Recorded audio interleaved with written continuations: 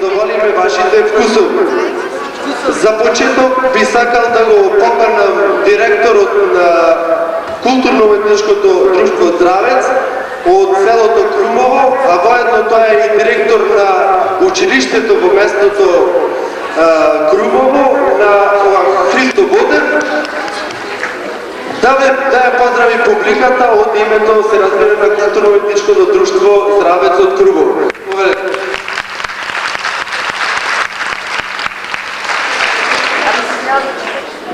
Добър вечер, скъпи братя и сестри от Македония, от красивия град Битола.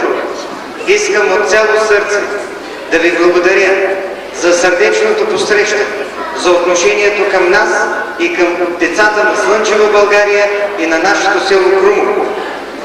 Искам да ви кажа, че тук ние намерихме много нови приятели.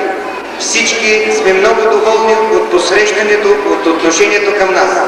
Специално искам да благодаря на председателят на културно-просветното дружество Александър Торунцев, господин Дмитрий Йовановски, както и на моя приятел Цаня Стойковски. Искам да благодаря от цяло сърце и на всички членове на културно-просветно дружество Александър Торунцев, град Битола. От името на нашите деца, от името на ръководителката и хореографа на нашия танцов състав, госпожа Мария Кьосел.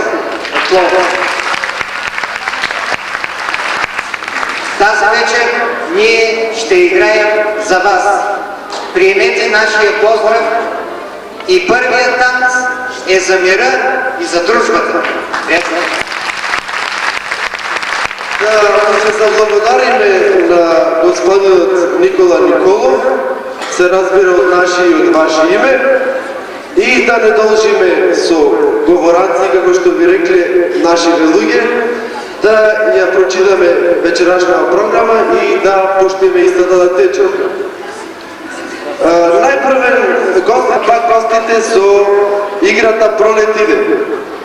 Понатаму ќе се представи нашата младинска екипа со сплетот од игри од Бавардарија, а понатаму следува настапот на гостите со Плотинско оров, потоа настапуваме ние со сплет од игри од Врање, односно Врањска свита, за потоа да следи северњачкиот танц на гостите, потоа турпичката на овчарчето. После тоа доаѓа една песна, Мајко, една си на светот, а истата ќе ја исполни Драги Кабровски, тоа е член на нашето културно-уметничко друштво. За после тоа да следи комитско-ливен танц, тоа е македонски танц, а ќе го исполнат гостите од Клопа. После тоа следува игра на ластик, па закачливо овчарче.